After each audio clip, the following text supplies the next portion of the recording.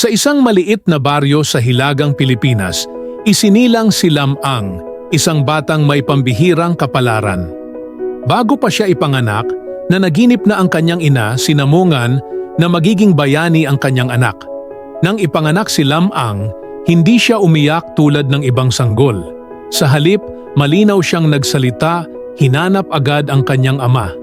Ang kanyang ama, si Don Juan, ay isang matapang na mandirigma na pumunta sa digmaan laban sa mga Igorot. Maraming buwan na ang lumipas, ngunit hindi pa rin siya bumabalik. Kahit sanggol pa lang, naramdaman ni Lam-ang na may masamang nangyari. Sa loob lamang ng ilang araw, lumaki siya at lumakas ng mabilis. Nagpasya siyang hanapin ang kanyang ama. Dala ang tapang at mga armas ng kanyang ama, nagsimula si Lam-ang sa kanyang paglalakbay. Sa daan, nakatagpo siya ng iba't ibang nilalang. Una, nakasalubong niya ang isang higanteng alimango malapit sa ilog. Sa halip na makipaglaban, pinakalma ni Lam-ang ang alimango sa pamamagitan ng kanyang karisma. Naging kasama niya ito sa kanyang paglalakbay. Sumunod, tinukso niya ang isang mabangis na tandang na lumalaki tulad ng tao at kayang lumipad sa kalangitan. Matapos ang ilang araw ng paglalakbay, narating ni Lam-ang ang baryo ng mga Igorot. Doon niya natuklasan ang malungkot na balita, pinatay ng mga Igorot ang kanyang ama. Dahil sa galit at pighati, hinamon ni Lam-ang ang buong baryo sa isang labanan. Sa pamamagitan ng kanyang pambihirang lakas at bilis, tinalo niya ang mga mandirigma ng Igorot isa-isa hanggang sa sumuko ang buong baryo. Matapos ipaghiganti ang kanyang ama, bumalik si Lam-ang sa kanilang lugar, ngunit hindi pa rito natatapos ang kanyang mga pakikipagsapalaran.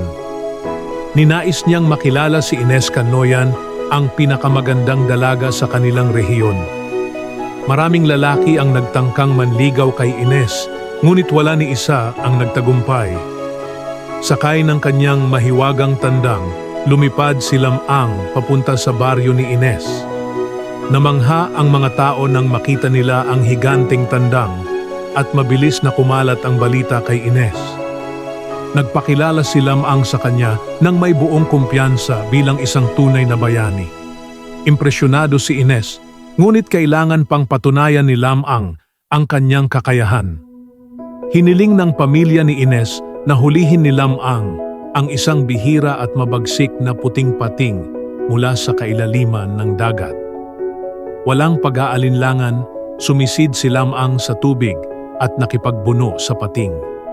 Matapos ang matinding laban, lumitaw siya mula sa dagat bitbit ang higanting pating. Nagsaya ang buong baryo at sa wakas pumayag si Inés na pakasalan siya.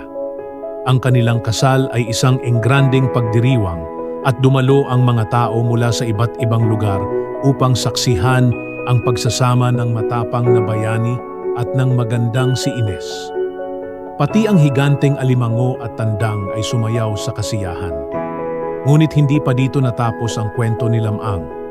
Isang araw bilang bahagi ng isang tradisyon, kailangan niyang maligo sa isang ilog na binabantayan ng mga makapangyarihang nilalang. Nilamon siya ng mga nilalang sa ilog at nagluksa ang buong baryo. Sa tulong ng kanyang mga mahiwagang kasama, nakuha nila ang kanyang mga buto at gamit ang kapangyarihan ng kanyang tandang, nabuhay muli si Lam-ang.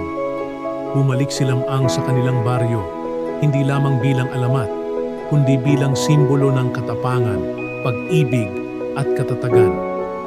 Ang kanyang kwento ay naipasa-pasa sa mga susunod na henerasyon, nagbibigay inspirasyon sa iba na harapin ang kanilang mga pagsubok ng buong tapang.